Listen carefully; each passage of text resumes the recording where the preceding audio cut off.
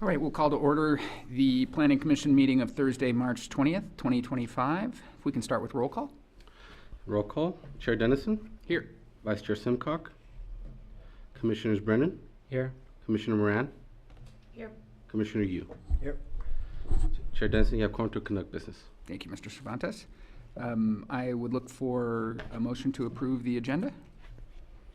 I move to approve the agenda as is. All those in favor? Aye. Motion carries unanimously. Next up is the approval of the minutes. Does anybody have any updates, edits, changes that they would like to see on the minutes? I believe the minutes were not included in this package. Sorry, they were not? Okay.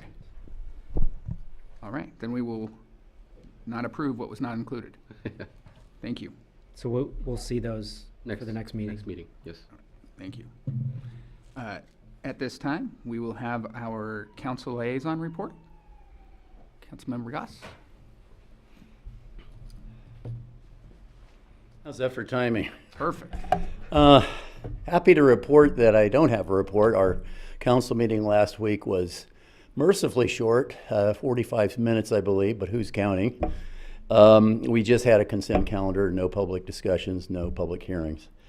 Had a wonderful time at the honors banquet on Monday. I think some of you might have been there, and very, very great for the city, very well attended. Barbara Bevington got Citizen of the Year, so that was wonderful. That's all I got, unless you have some questions. Thank you. Okay, you bet. And before we get too far down the agenda here, I would like to welcome our new Deputy City Attorney. Welcome. Thank you. All right, at this time, any person may address the Planning Commission concerning an item that is not on the agenda. The Commission welcomes your attendance and participation. When addressing the Commission, please begin by providing your name and address for the record. Please keep comments to no more than 3 minutes to assure an orderly and timely meeting.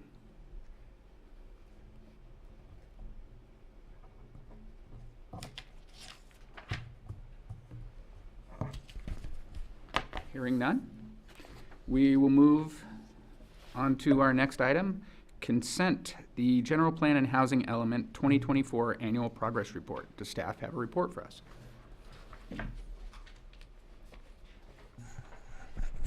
No, the staff doesn't have any report for the commission, and the staff report is included in the packet. Great.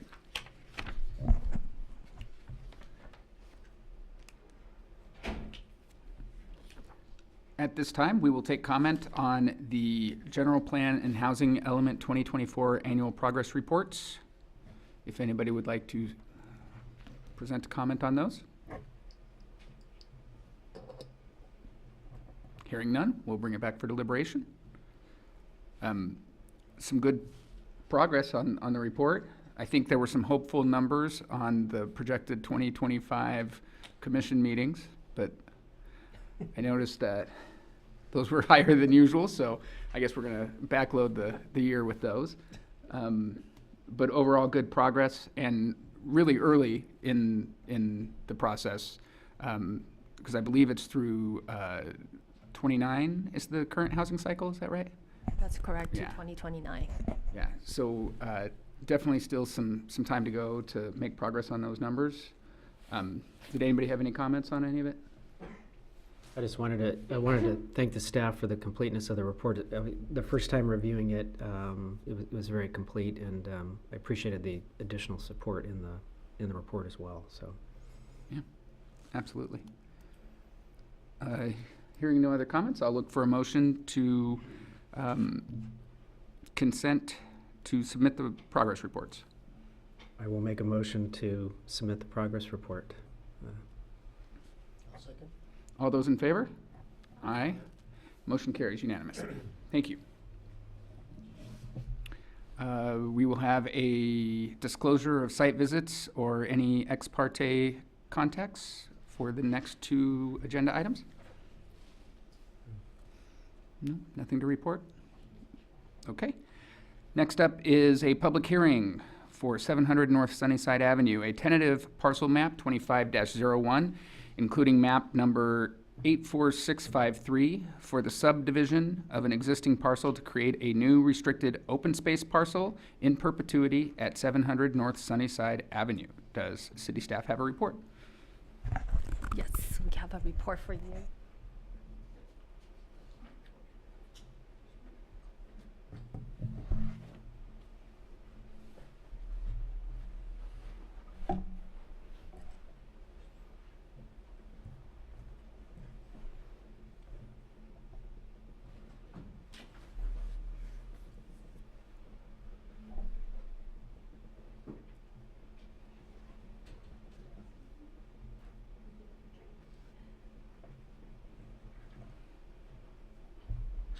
All right, Chair and Planning Commission. So the application is for the tentative parcel map 2401.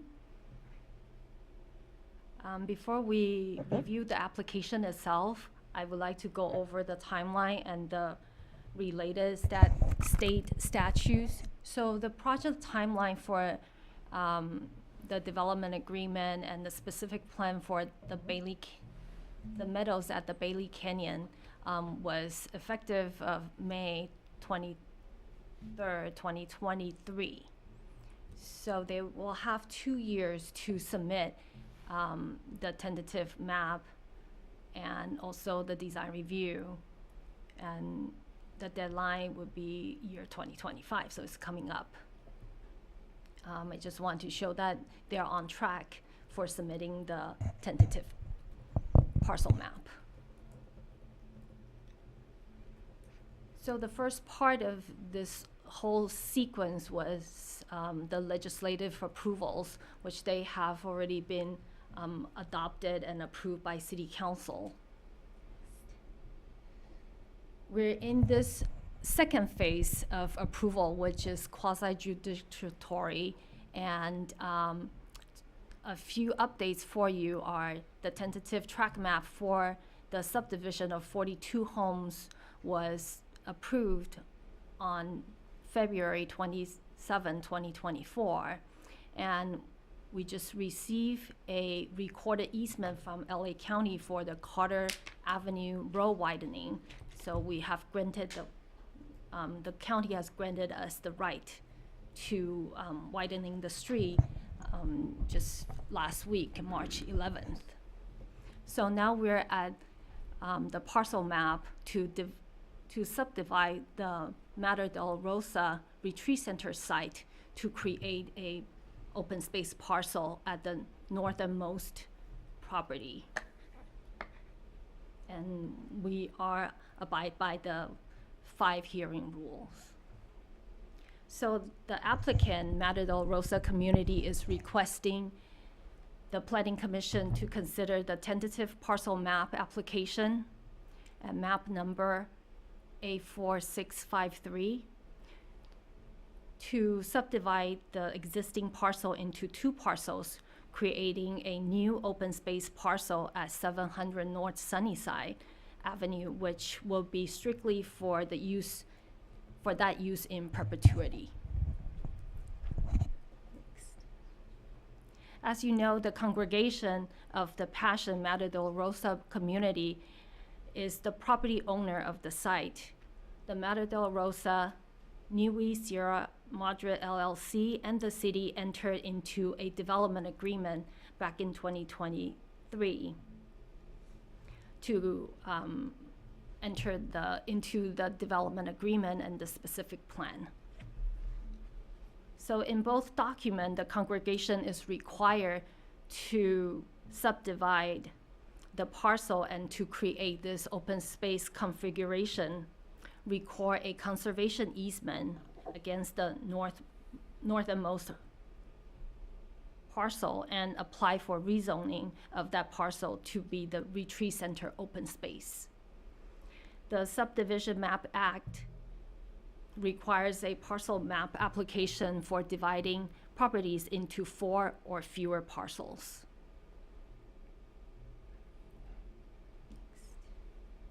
So these are the criteria for the reviewing process that we have went through. And I like to point out that this project is qualified for the categorical exemption under section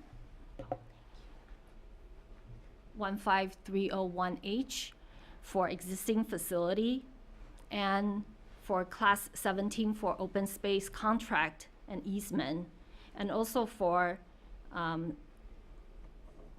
section 15061 for projects not proposing any development.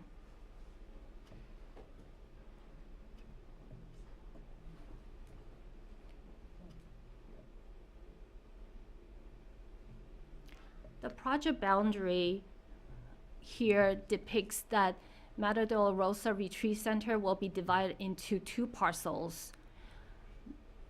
The parcel number 2 will be the retreat center open space, and the property to the south will be the meadows at Bailey Canyon specific plan. To the east is the LA County Flood Control owned Bailey Canyon Park and the Bailey Canyon Debris Basin. And to the west, it will be the existing single-family developments. The existing lot is approximately 27 acres, and the area that's dedicated for open space parcel will be approximately 7 acres.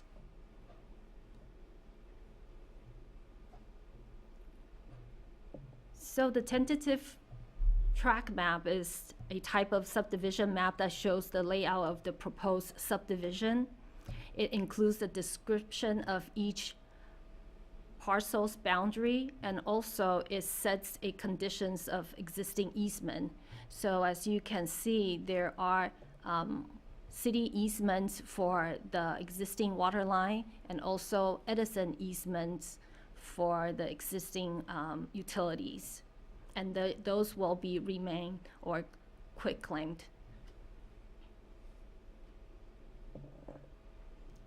And we also included a set of conditions of approval for you to review, and also a CAL FIRE subdivision finding form on the dais in front of you. So the map will have to be consistent with our Subdivision Map Act, and it will be consistent with our Sierra Madre Municipal Code. So the map has already been reviewed by the land surveyor, our civil engineer, public works, planning, and fire department, and our city attorney. The condition of approval include what was depicted on the development agreement, section 3A, B, and C, where the open space parcel is required by the development agreement, and they are consistent with the development agreement and the specific plan requirements.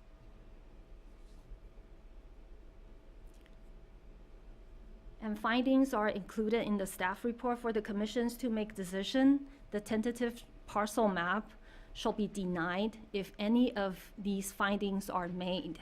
Staff was not able to make any of the findings, and this evening, Planning Commission may approve the project, or approve with modification, or deny the project and stating the facts that the Planning Commission is denying those projects, and also the Planning Commission can continue the project and provide staff with directions. That concludes my report. Thank you. Thank you. Any questions for staff? I had one question.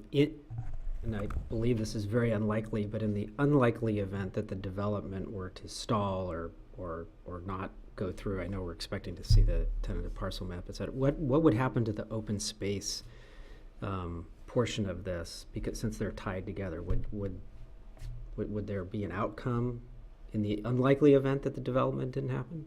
What would happen to this, the open space portion that we're talking about tonight? I will defer that to our Deputy City Attorney, if there's any legal consequences. And I'll have to defer to the city attorney. Thank you for the question, Commissioner. They're actually going to be independent. Once this is approved, we are going to record the lot tie, the open space conservation, and the zone change with the county. And that's going to be independent of the next step of this application. So that'll be recorded, Okay. even if this project slows down. Okay, all right, thank you. Great. Any other questions for staff? All right. At this time, any person may address the Planning Commission concerning this particular item on the agenda. The Commission welcomes your attendance and participation. When addressing the Commission, please begin by providing your name and address for the record. Please keep comments to no more than 3 minutes to assure an orderly and timely meeting.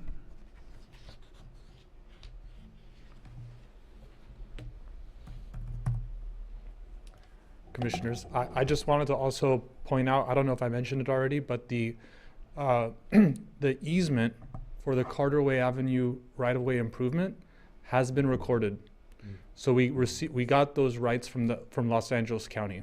So the next step is going to be bringing a improvement agreement for Carter Avenue before the City Council for approval for the widening. It's tangentially related to this, but I just wanted to make you all aware that the county did grant us that right, and the easement has been recorded. Great, thank you. Any comments? Hearing no comments, we'll bring them back for deliberation. Anybody have anything? No. No? All right, then I will look for a motion to approve tentative parcel map 25-01, including map number 84653 for the subdivision of an existing parcel to create a new restricted open space parcel in perpetuity at 700 North Sunnyside Avenue. I so move. Seconded. All those in favor? Aye. Motion carries unanimously. Thank you. Next up, consideration of resolution number 25-04, recommending approval of an urgency ordinance and other related actions to streamline and reduce the cost of redevelopment of structures impacted by the Eaton fire. How would we like to proceed on this? Our city attorney will be going through the comments and edits. Great. Commissioners, this staff report is going to look very similar to what you reviewed last time, but I have a couple of updates for you. So if we could begin scrolling through just as we did last time. If we could scroll down further to the substantive sections, we could skip background. Let's go to next steps. Just as a reminder, at the last meeting, the Planning Commission directed the city attorney to draft a resolution and ordinance for the city council to consider regarding rebuilding homes that were damaged or destroyed by the Eaton fire.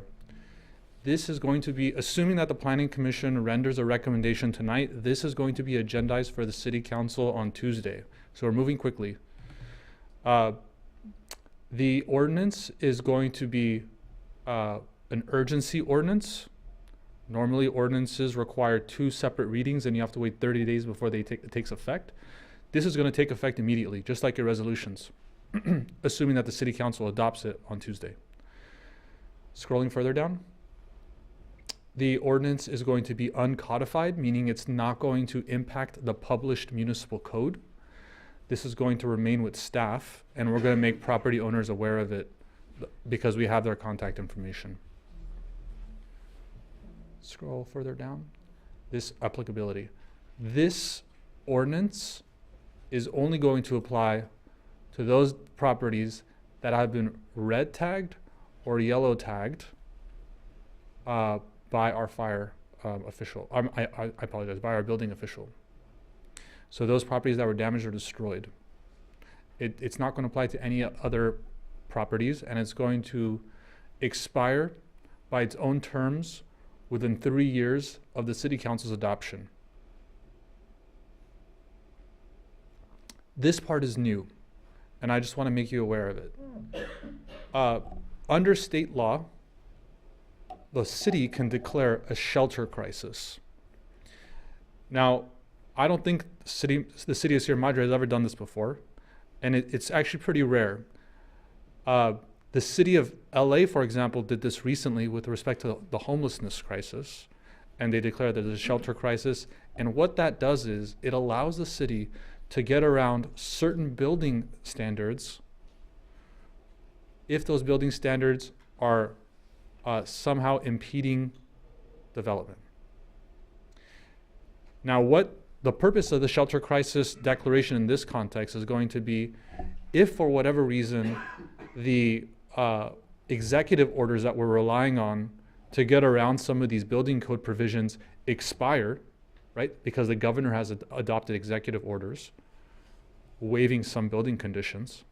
If they expire before our ordinance expires, then this shelter crisis declaration should ensure that building code waiver that we're recommending in this staff report continues up until the expiration of the ordinance. You can scroll further down. Demolition permits.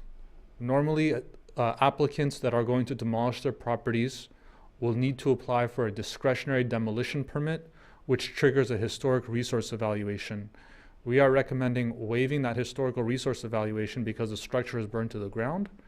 And we'll talk about how the city is proposing preserving some of that historical knowledge. Scroll further down. Also on this point, in the ordinance, we are going to be recommending that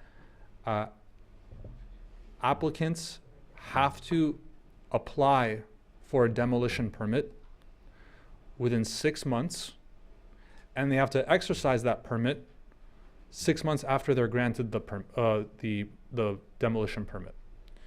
The idea behind this is, for those property owners that chose not to go with the county's opt-in for the debris removal, and they chose to do it on their own, they're going to have potentially hazardous substances on their property, and we need those removed expeditiously.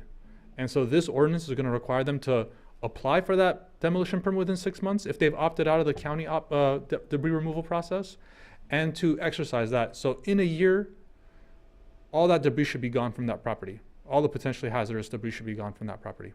And if it's not, then we're going to begin nuisance abatement proceedings. Scroll further down. Zoning permits. We are recommending waiving discretionary design review in the R1, RC, and hillside management zone for those properties that are going to be rebuilt under this ordinance. You can scroll further down. You can go further. We are proposing a 10% variance in development standards for those properties that wish to rebuild. But if they're going to vary from what existed on that site before the fire, that variance cannot lead to an exceedance of the development standards under our code.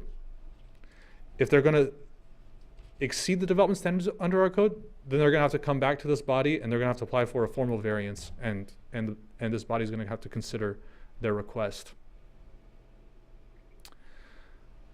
You can scroll further down. Oh, sorry, a little further up. Apologies. With respect to square footage, we're proposing a 10% variance standard, or 250 square feet. We reviewed the city of Pasadena's ordinance, and Pasadena is requesting pretty much the same thing, 10% variance, or 200 square feet in their city, and so we're requesting 250 square feet, but we actually use the same methodology to come to that square footage amount. So ours just happened to be 250 and theirs happened to be 200. No second stories except if you already had one. Scroll further down. Keep going. Under existing state and local law, property owners are prohibited from building an accessory dwelling unit before the primary residence. We're going to suspend that provision, allowing property owners to build an ADU before they build the primary dwelling, if they so choose. Keep scrolling. We're going to allow for we're going to permit the temporary storage of trailers.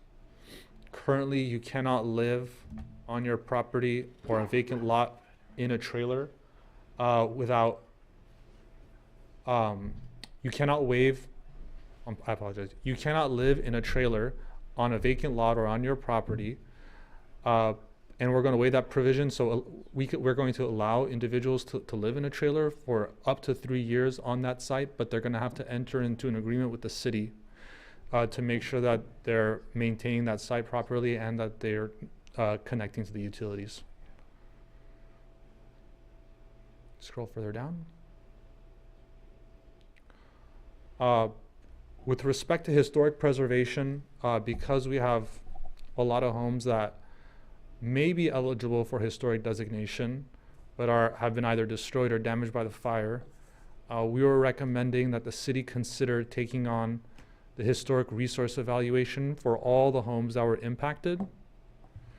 And we, at this point, we're still unsure whether we want to limit that to just those properties that are eligible for historic designation. So those are 75 years or older, or those that are already historic, or expanding it out to include all the properties. So there's some kind of historical record of this fire and all the homes that were damaged by it, just for posterity.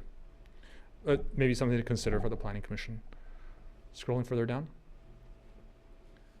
We're going to waive certain public improvements, specifically the installation of sidewalk, curb, and gutter for all those properties that did not previously have sidewalk, curb, or gutter.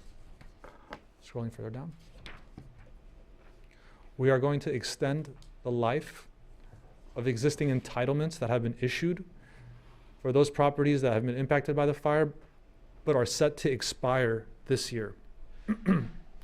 So if they're set to expire, we're going to extend it by 2 years, which is what we're statutorily allowed to do under the Subdivision Map Act. And we're going to do that for both subdivision entitlements and our zoning entitlements. Scrolling further down. We're also proposing suspending our LID ordinance for all the properties that have been impacted.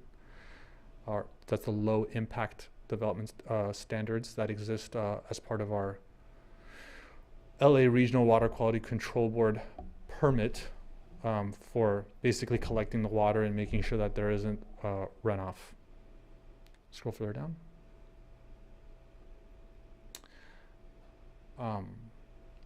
We are proposing streamlining the approval of building plans.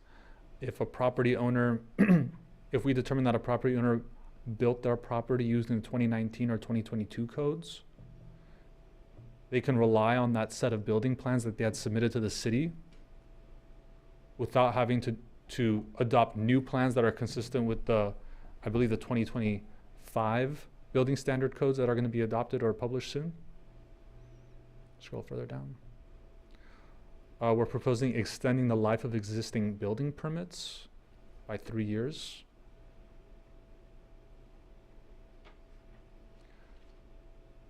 We're at the discretion of our city engineer, proposing avoiding the cost of all geological and soils reports.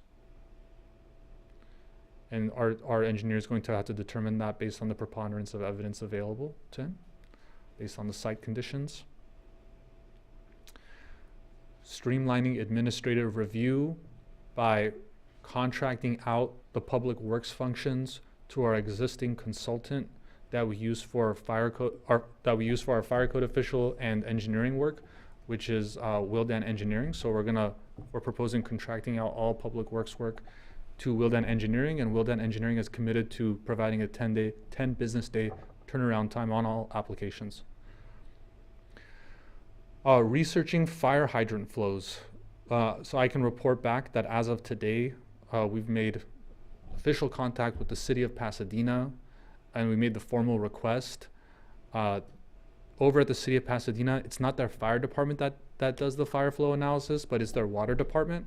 So the fire department over at Pasadena has contacted the water department, and we're waiting on the water department to confirm whether or not they can help us with the fire flow analysis. So that's moving along. And approving alternative materials, designs, and construction methods.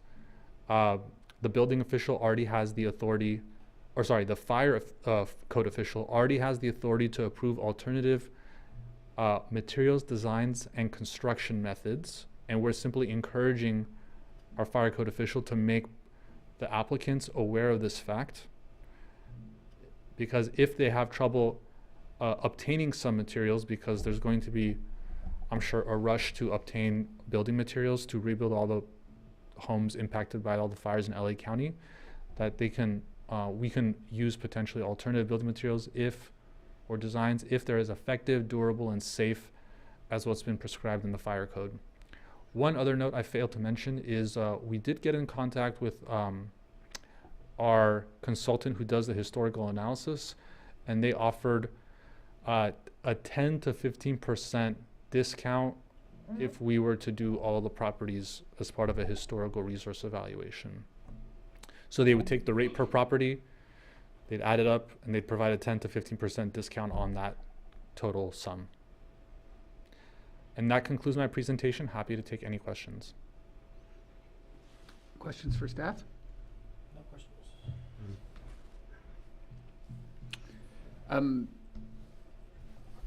In the new section 6, the application timeline, do we think that 12 months is enough?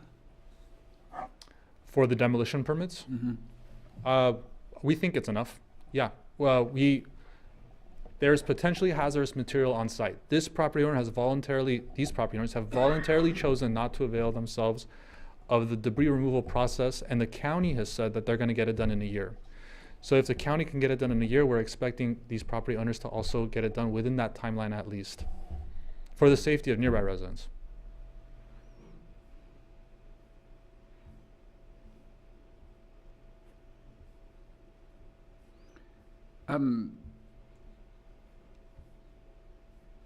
How does that timeline interact?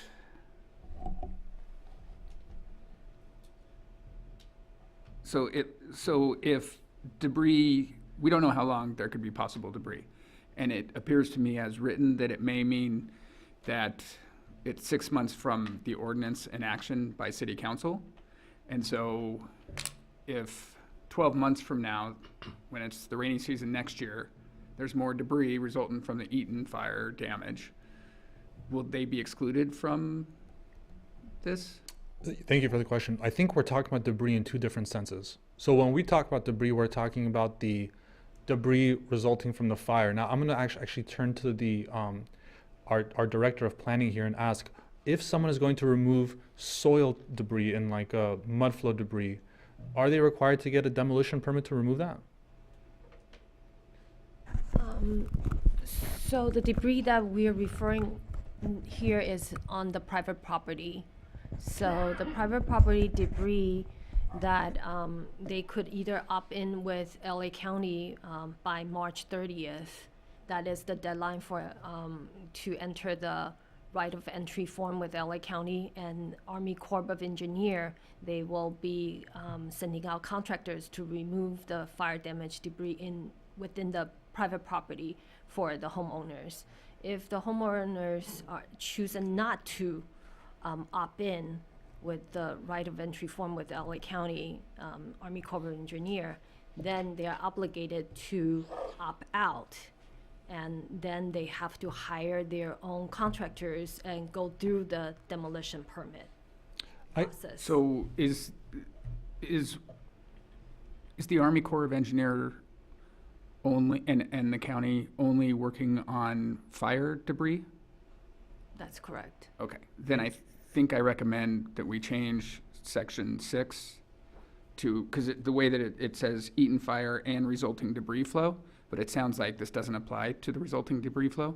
This does apply to the, can you scroll up if you don't mind on the staff report?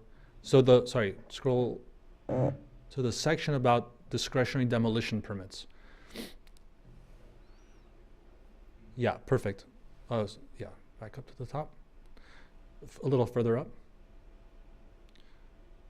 So to coordinate, so this demolition permit section is, only this section is specifically about the fire debris.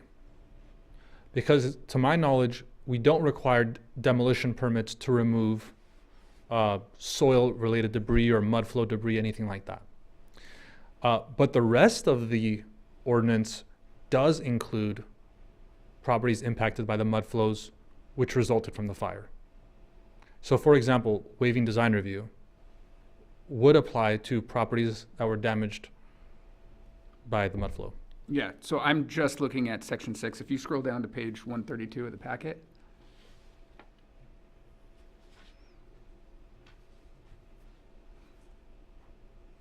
It's the newly inserted application timeline section.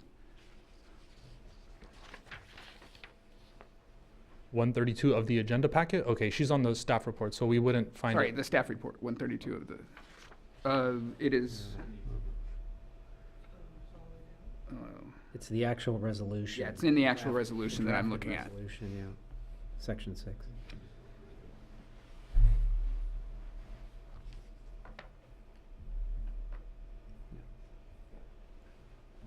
Do you know what's Right there. Oh, So, this is the one that talks about the demolition permit, and it says that it's, and resulting debris flow.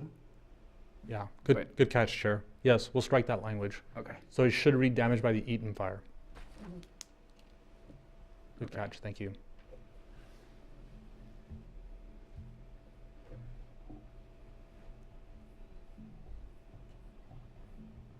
Any other questions for staff?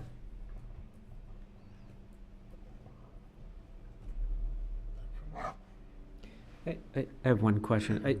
We may have discussed this in the prior meeting, but just to confirm, I understand the need to waive the ability to construct an ADU on the property for obvious reasons, but the end result could be that a homeowner could construct an ADU and then not construct a primary residence after that. Because is that true? That is true. I think we'll need to, on the staff level, we'll need to figure out how to accept an application like that. It may be the case that we accept or we require an application for a primary and the ADU, but that we allow the ADU to be built first to make sure that the homeowner intends to build a Okay. primary residential dwelling. That was exactly my concern in possibly tying the primary residence permitting process, you know, the application process to the ADU. I think that could be helpful.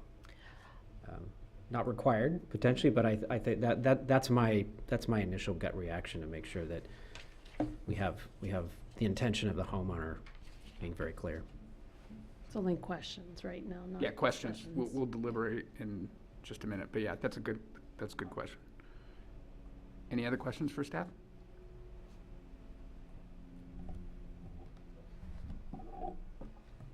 There had been a question at our last meeting about, I believe it was if somebody had an existing permit, a recent current permit, and their house was affected, would we be waiving these rights for that house? And it looks like now that the way that it's drafted, that it specifically calls out the date.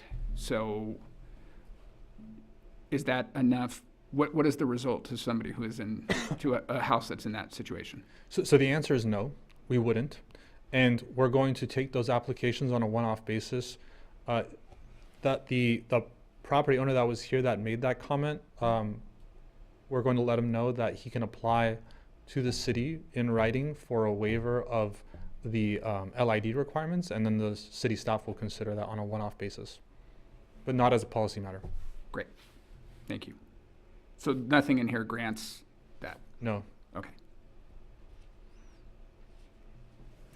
And the maintenance agreement, I think that is a new section, or it just hadn't been added when we previewed it. I think that's right. Is that a fairly common agreement that's pretty lightweight between the city and the resident? And I think you're talking about the trailers on site? Is Yes. that, yeah. I don't believe it's a common agreement because it's something we don't allow. But to the extent we allow it, we need to make sure that they're connecting to our utilities, and we need to make sure that they're maintaining that site properly. So we're gonna have to draft one. I think it was a great addition, Yeah. so. All right, any other questions on the agreement? All right, thank you, Mr. City Attorney. At this time, we will take public comment on this specific agendized item. Anybody who would like to address the commission is welcome to. When addressing the commission, please begin by providing your name and address for the record, and please keep comments to no more than 3 minutes.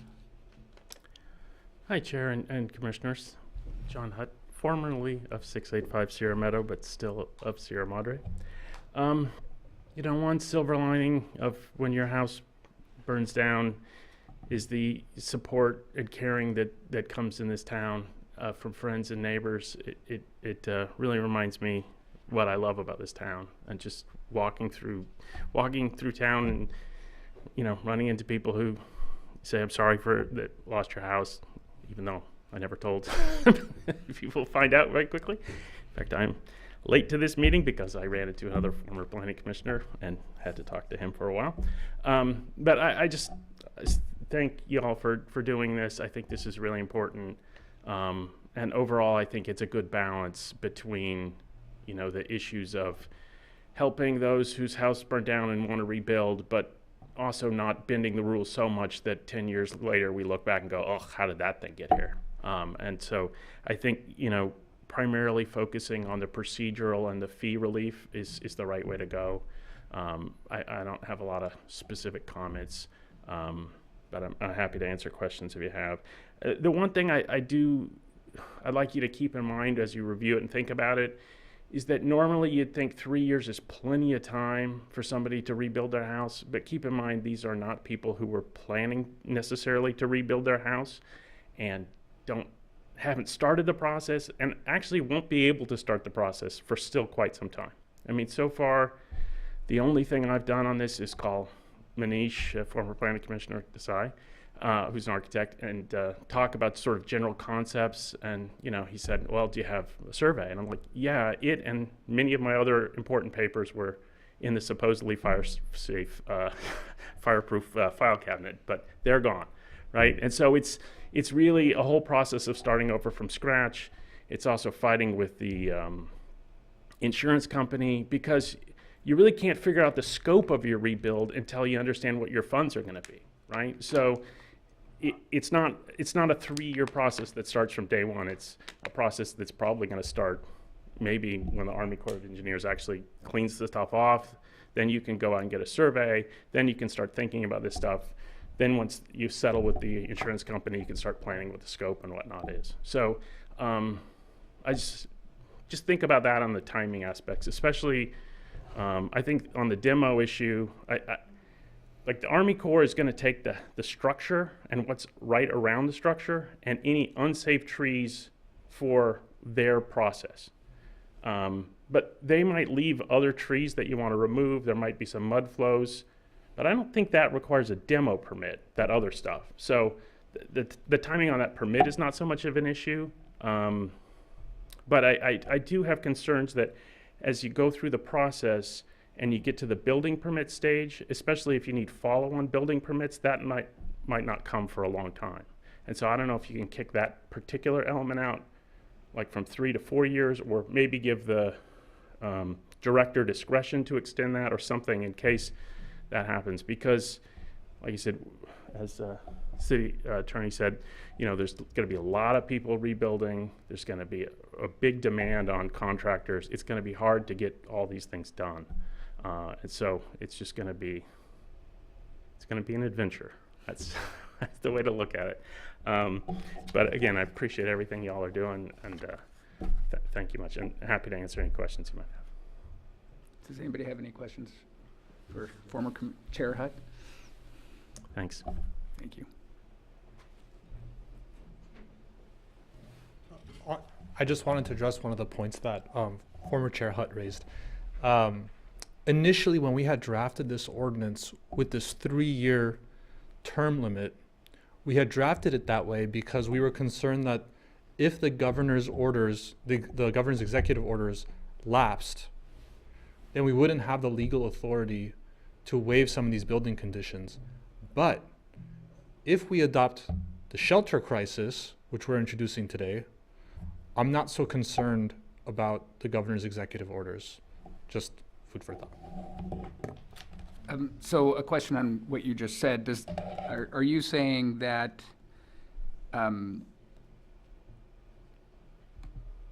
because this is non-codified and we can amend it at a later date, that if in 2 years we find that people are just starting to be at a point where they can start turning it in and they're not gonna be done in the 3 years, that we can amend the timeline then?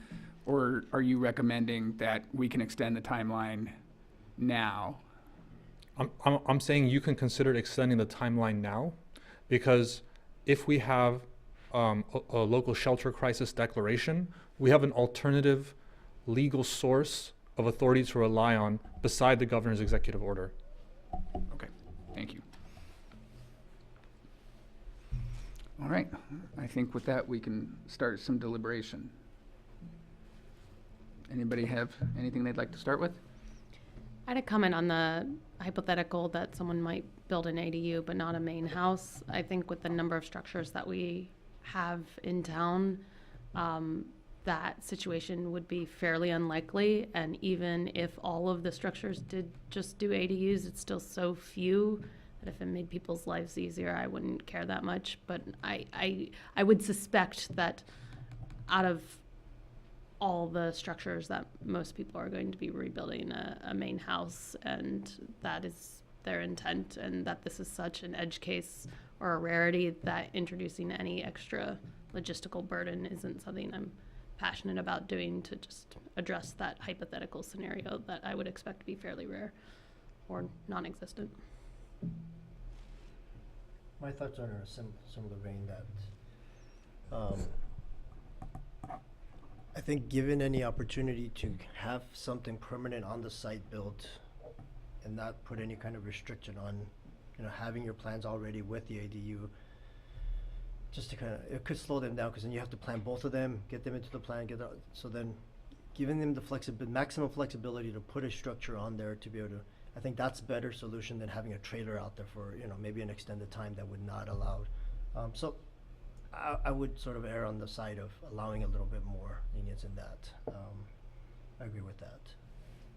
I think people are incentivized by this potential expiration to, get their building permit for the larger structure in on the sooner side so that they can take advantage of all of this, kind of other stuff and not put it off indefinitely or, for 5 years instead of trying to get it in within, 3 or 4.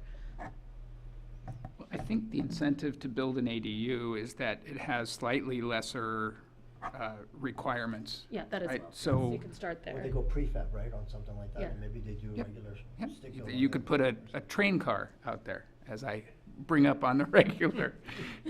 And that could be your ADU. Is that an ADU now officially? It was passed Okay. by the planning commission, yeah. But it has to be permanently affixed to the ground. That's what makes it. But if they want to, if they're going to build up to 1,200 square feet, slightly closer to their lot line, and then that becomes their primary residence because they never build, I don't think they win much by doing it. So I have no attachment to the idea that we should tie it to a full permit or tie it to a house. I really recommend that we just let it go. If they want to build an ADU first and call it an ADU and never build another one, that's yeah, still going to be the smallest lot and the Yeah. smallest house in town. exactly. fine. And if it was like hundreds or thousands of homes, then maybe we'd be like, there's all these prefab homes. That's not our city, but it's so few that I think it's fine. Anything else?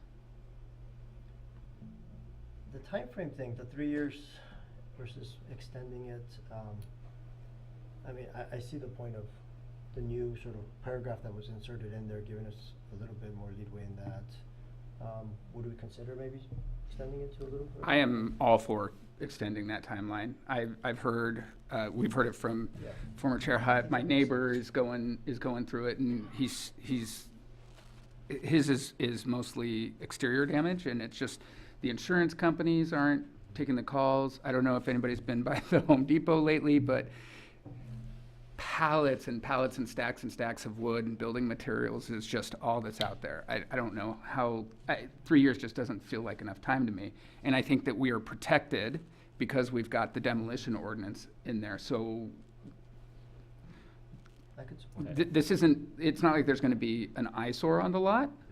It's going to be that nobody has rebuilt yet for an extra 2 years. We might get some extra flowers or deer or whatever.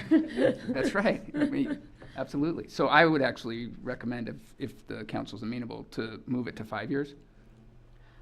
Definitely. My read of the city attorney's statement was actually that, and I'm not saying we should remove it entirely, but that we could remove it entirely. I don't know if that's a correct read, that the limit was in place at all to begin with because we wanted to have something if the executive order was rescinded. And now because of the shelter ordinance, it seems like we don't actually need a limit, was my read of it. But if we wanted a limit, we could have one. I don't know if that's correct. I would like a limit. have a limit. We should have a limit. Yeah. But I just wanted to check whether, Are there concerns with a 5-year time period?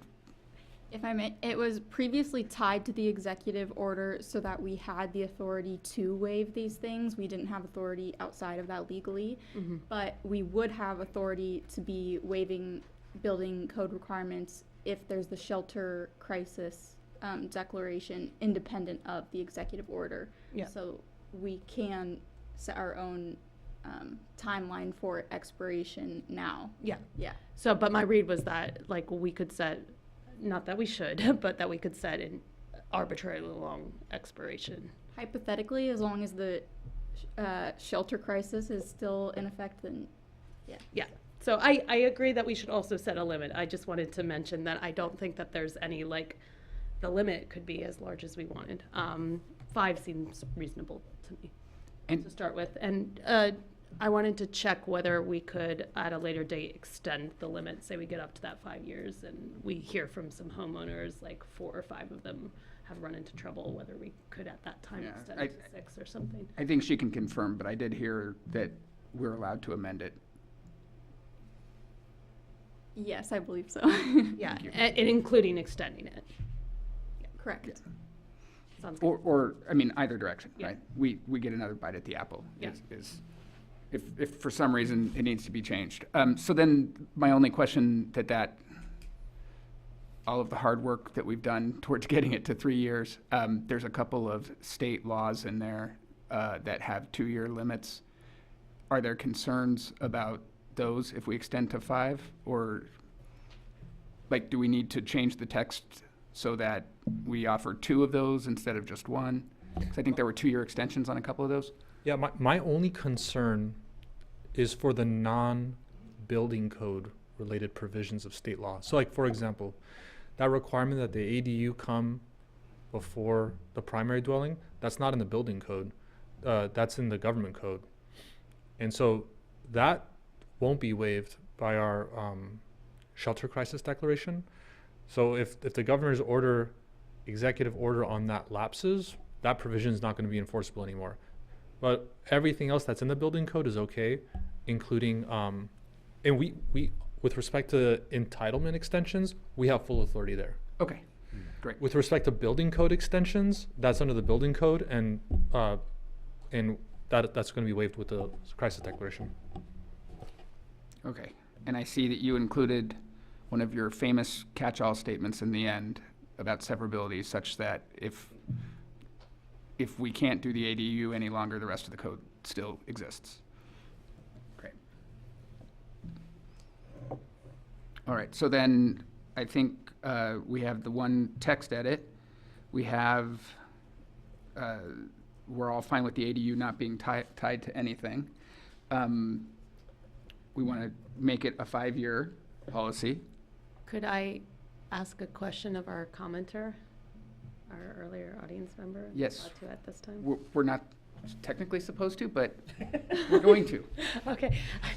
Does 5 years sound reasonable to start, given that we could extend it again if we felt at the time? I mean, my best guess is yes, but it's a guess. The issue is, you know, we could extend it. In my experience, this town doesn't do a good job of remembering stuff more than 5 years ago. So maybe we don't want to go longer than that. So I think 5's probably the sweet spot. And then if needed, we can kick it out, and if not, it'll work. Okay, thank you. Can I just make a slight comment on? Yeah. I know we discussed about the soils report stuff, requirements and all that, and there was a slight discussion about the order of when that happens, or somebody kind of giving a homeowner guidance, right? If you really need a soils report or not, because that could be a $8,000 hit. So I know that we're not going to get any answers, but can we look a little bit further into if there's any way that a homeowner can look in or apply or submit something to the city that says, would I really need it in this condition or not? If there's any kind of way of finding out what kind of soil they have on their site, or, you know, I would just want to see if there's any way So to I get that answer before. I think what I'm hearing you ask is if staff will work with you on how it is that we can streamline that exact part of the process. That sounds good. All right. Were there any other items that anybody wanted to address? Then, there was, well, luckily, as much as we would love to give guidance on our recommendation about the reports and the costs, I believe that budget is a city council matter, and so they'll have to discuss that. That's great. All right, then I will look for a motion to approve resolution number 25-04 as updated from the dais, rather. So moved. A second? All those in favor? Aye. Motion carries unanimously. Thank you, staff. I know that this was an incredibly hard lift in a very short time, so really appreciate all the great work and the consultation with the other cities so that we were in line. All right, next up is Planning Commission reports. April 1st is rapidly approaching, and it will be $10 a day out of your personal checkbook if you do not get your Form 700 in Get to so the many the emails. reporting office by April 1st. Take And it seriously, everyone. take it seriously. I was It'll going be to be a hun- taken to jail like last week or something, but they had my wrong email address, and I was like, I don't know. All right. Any other Planning Commission reports? All right, Planning and Community Preservation Department reports. Thank you, Chair. So for the next meeting, we'll have the California Legislative Update, Part 3 by our city attorney. Yay. And the first council meeting on April 8th, it will be the Alverno Villa CUP review by the city council. And in May, 1st of May, the Planning Commission will review the master plan annual review for Alverno Heights Academy. When is that so is it going to be the second meeting in May that we see the Madre de la Rosa track map? That is still pending. We haven't received any submittals from the Meadows design review yet. But once we receive them, we have asked them for extended period of time for review. So we allotted enough time for the Planning Commission to review it before we bring it to the public hearing, What was the 2-year I deadline? thought the 2-year deadline was May. May 23rd. Okay. So I would ask that whatever day we have that first meeting and the subsequent one meeting that will be allowed, that we have nothing else on the agenda. Okay. And plan on being here a long time. We only get 2 meetings, would be my guess, is what staff recommends, because city, or maybe 3, but then city council will get a meeting, and then they might have to reserve one for appeal, which would take up all 5 meetings, and we've got to approve quite a few models of homes. Thank you. When is our next meeting? Is it the 3rd of April? The 3rd of April. I'm out of town for that one, so just for the notes. All right, anything else from anybody? All right, then we will adjourn to our next regularly scheduled meeting of April 3rd. Thank you.